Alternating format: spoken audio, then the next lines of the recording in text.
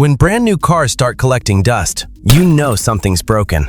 Right now, 2026 models are sitting on dealer lots for hundreds of days, not selling, not moving. And here's the shock. Some of these were must-have cars not long ago. So what flipped? And which ones are being completely ignored? Let's break down the 12 biggest offenders from least to worst. Number 12. 2026 Buick Envision. Kicking things off at number 12 is the Buick Envision. And honestly, this one is less about the car itself and more about some really unfortunate timing. Here's the backstory. The Envision is built in China, and when a 45% tariff hit Chinese-made vehicles in 2025, GM had a choice to make: absorb the cost or pass it to buyers. They passed it. All of it. That translated to roughly a $5,000 price jump in under a year, pushing the starting price to around $43,000. Now here's the problem. $43,000 is a lot of money. And when you spend $43,000, you expect to feel like you're in something premium. The Envision is a decent crossover, but it doesn't quite hit that luxury feel people expect at that price point. GM has announced they're moving Envision production to Kansas, but that's not happening until 2028. So buyers are expected to stomach that tariff cost for 2 more years. Understandably, a lot of them are just choosing not to. Current inventory stands at 13,600 units, with a 256-day supply and an average transaction price of $47,100. At that inventory level, the silver lining is that you can negotiate here. Dealers want these moved. Number 11. 2026 Jeep Grand Cherokee L. Number 11 brings us our first Jeep on the list, and spoiler alert, it will not be the last. Not even close. The Grand Cherokee L is Jeep's 3-row flagship, and on paper, solid vehicle. Great off-road capability, decent space, recognizable name. But Stellantis, Jeep's parent company, has been playing a risky game for the past couple of years. That game is raise prices and count on brand loyalty to carry sales. That strategy is running out of road. The Grand Cherokee L is now pushing past $50,000 on average. At that price, you're sitting next to the Kia Telluride, the Hyundai Palisade, and 3-row Toyota options, all of which have either matched or surpassed Jeep's quality reputation at similar money. And Jeep just doesn't have the luxury brand equity to win that fight on name alone anymore. Layer on top of that some recurring infotainment screen failures, dealer service backlogs that owners describe as frustrating, and some dealerships tacking on extra fees, and people are walking away. A lot of them. Current inventory sits at around 7,300 units, with a 278-day supply and an average transaction price of about $50,500. Number 10. 2026 Ford Bronco. This one might genuinely surprise some of you, because not long ago, the Ford Bronco was the hottest thing on 4 wheels. Wait lists, dealer markups, people camping out. It was a phenomenon. That energy? Gone. And look, the Bronco's off-road capability is still legitimately impressive. Nobody is disputing that. The problem is that most people aren't driving their Bronco up a rocky mountain on a Tuesday. They're sitting in traffic, running errands, and doing school pickup. And for that kind of daily use, the Bronco has some real friction points. Owners consistently flag wind noise from those removable roof panels, described by many as genuinely unbearable at highway speeds. Water leaks are a common complaint. The ride is stiff. Fuel economy isn't great. But the biggest issue right now? There's an active recall on the APIM module, the system that runs your center touchscreen. It can overheat and black out your entire screen for up to 5 minutes while you're driving. No navigation, no backup camera, no radio. On a $47,000 plus vehicle. That's not a quirk, that's a serious problem. Inventory is sitting at roughly 34,000 units, with supply stretching to 280 days, and an average transaction price hovering around $47,700. 34,000 units sitting. That's the largest raw number we'll see until the very end of this list. Number 9. 2026 Dodge Charger. The new Dodge Charger might be the most polarizing relaunch in the car industry in recent memory, and the sales numbers are reflecting that tension. So here's what Dodge did. They took the old Charger and the old Challenger, two separate cars with devoted fan bases, and merged them into one new platform that comes in both gas and electric versions. Bold move, right? The issue is, it's not resonating with either group of fans. On the gas side, the legendary Hemi V8 is gone. It's been replaced by a 3.0-liter twin-turbo inline-six called the Hurricane. Numbers-wise, it's impressive, 550 horsepower in the Scat Pack trim. But for a lot of Dodge enthusiasts, this car was always about feeling as much as performance. That sound, that character. The new engine is technically capable, but emotionally, it doesn't scratch the same itch. And then there's the price. The base gas Charger RT now starts at nearly $52,000. The previous generation's entry price was around $37,000. That's a $15,000 jump. The era of an accessible Dodge muscle car has quietly ended. And not everyone got the memo before they fell out of love with the brand. Inventory currently sits at around 7,700 units with 309 days of supply and an average transaction price of approximately $59,800. Number 8. 2026 Jeep Gladiator. Told you Jeep would be back. The Gladiator is number 8. Here's the thing about the Gladiator. When it launched, it was genuinely unique. A Wrangler with a pickup bed. There was nothing else quite like it. And for a while, that uniqueness was enough. But the market has matured. And in a tighter economy, people are getting more practical with big purchases. The Gladiator's weaknesses as an everyday vehicle are harder to overlook when you're spending serious money. The fuel economy is mediocre. The ride quality is rough on regular roads. And the bed, while cool in concept, is physically shorter and less functional than what you'd get from a traditional mid-sized truck. Meanwhile, the competition stepped up. The refreshed Toyota Tacoma and the updated Ford Ranger are both genuinely better real-world trucks for most buyers. More comfortable, more capable on pavement, better miles per gallon. Some dealers are reportedly discounting the Gladiator by 20% off MSRP just to get them off the lot. That's enormous. Inventory is currently sitting at approximately 16,300 units, with supply running at 323 days and an average transaction price of around $50,300. If you actually want a Gladiator, now is arguably the best time in its history to buy one. Number 7. 2026 Chevrolet Blazer EV. The Blazer EV at number 7. And this one is a cautionary tale about what happens when you rush a product to market before it's ready, and then double down instead of course correcting. The Blazer EV's biggest headline issue is the removal of Apple CarPlay and Android Auto. GM replaced those with a native Google-based infotainment system, and consumers have not been kind about it. Owners describe the software experience with words I probably shouldn't say on YouTube. Frozen screens, rear camera blue screen failures, and some owners report the car not properly shutting down after they get out. GM actually issued a stop sale order in 2024 to address these issues. And yet, owner reports on the 2026 model suggest the problems haven't fully gone away. On top of that, there's an active recall involving the parking brake wiring harness. Corrosion or rubbing can cause the brake to either activate when it shouldn't or fail to engage when it should. Neither of those is acceptable in any car, let alone a nearly $50,000 one. Today's buyers research before they purchase, and what they're finding is sending them elsewhere.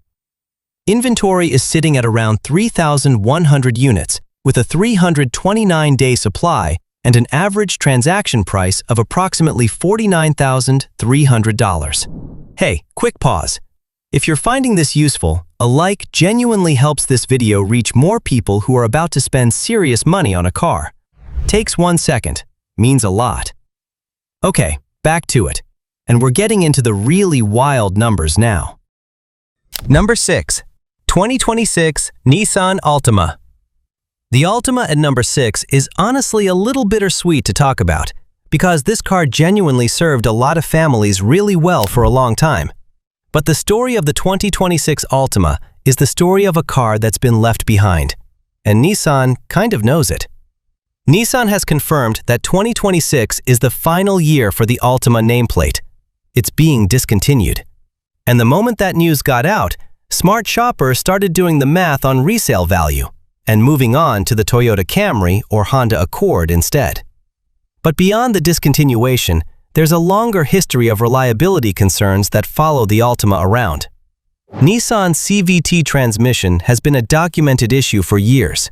When one fails, and some do, you're looking at a $5,500 repair bill.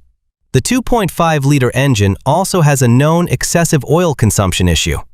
Some owners report spending around $60 a month just topping off oil on a car they're still making payments on. It's a tough combination, and buyers have noticed. Inventory currently stands at around 1,100 units, with a 357-day supply and an average transaction price of approximately $30,900. Number 5. 2026 Jeep Grand Cherokee 4-door. And here's where things get genuinely remarkable. This is our third Jeep. 3 Jeep models in the top 5 most unsold vehicles in America. This isn't a coincidence. This is a brand-level problem. The regular 4-door Grand Cherokee, not the L, just the standard one, used to be the sweet spot of the midsize SUV market. Capable, reasonably priced, iconic. But Stellantis has pushed prices so far north that the Grand Cherokee has lost that identity entirely. You're now averaging over $47,000 for one.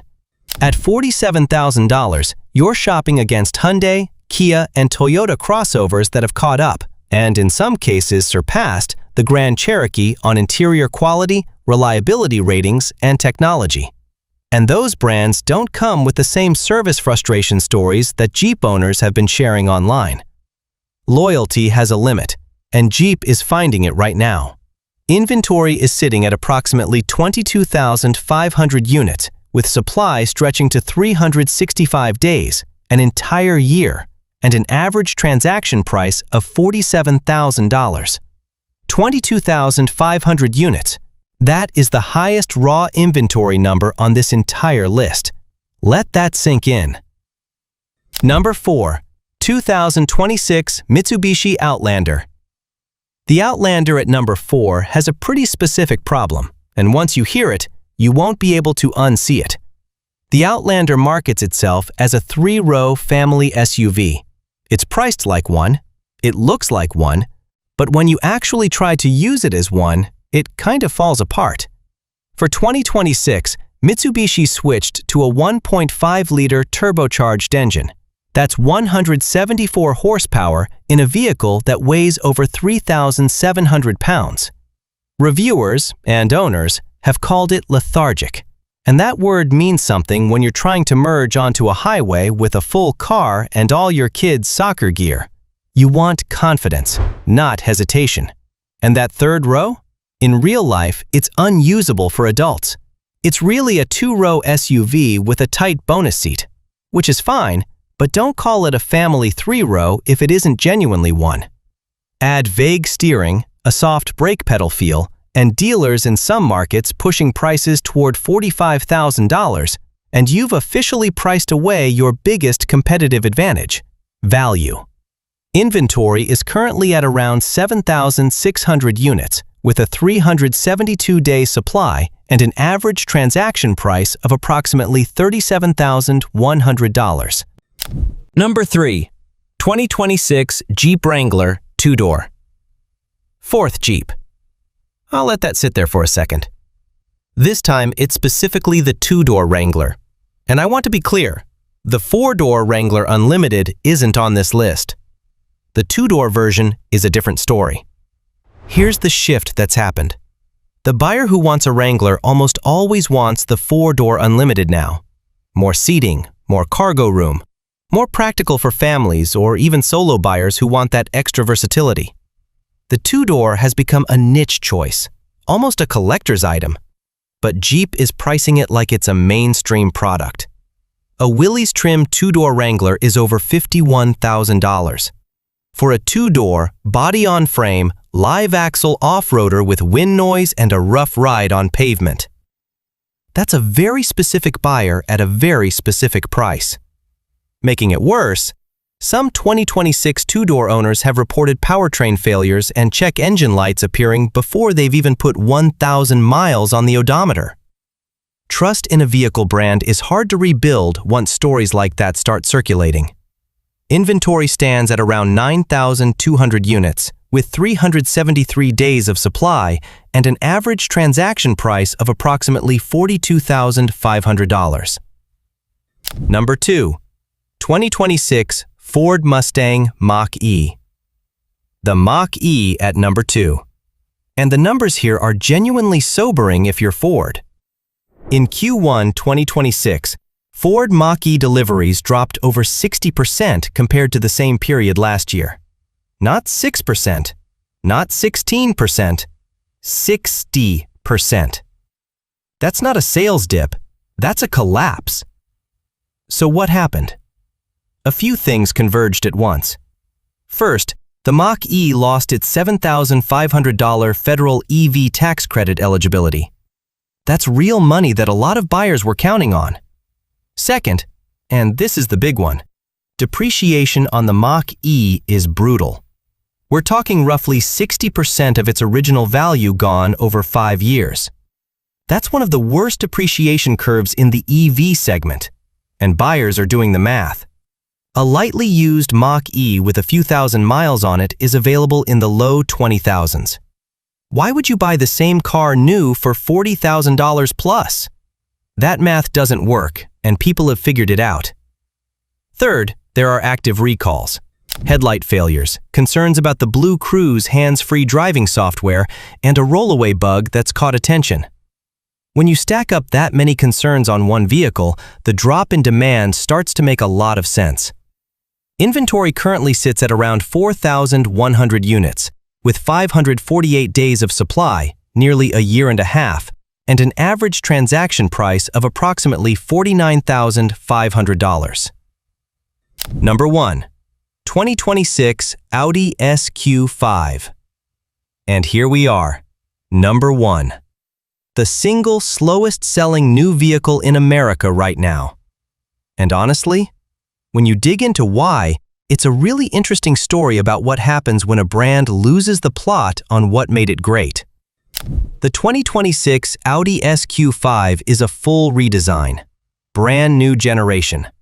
And owners who loved the previous model are not happy.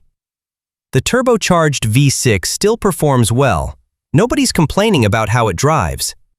The issue is everything surrounding the driving experience. The interior, which is supposed to be the crown jewel of any $76,000 luxury vehicle, is getting roasted. Owners describe too much glossy piano black plastic everywhere, the kind that shows every fingerprint, every smudge, and scratches if you breathe on it wrong. In a near $80,000 car, that's a disconnect. Audi also moved climate controls into the touchscreen, which sounds modern until you're trying to turn up the heat while driving and you have to navigate a menu to do it. That's not progress.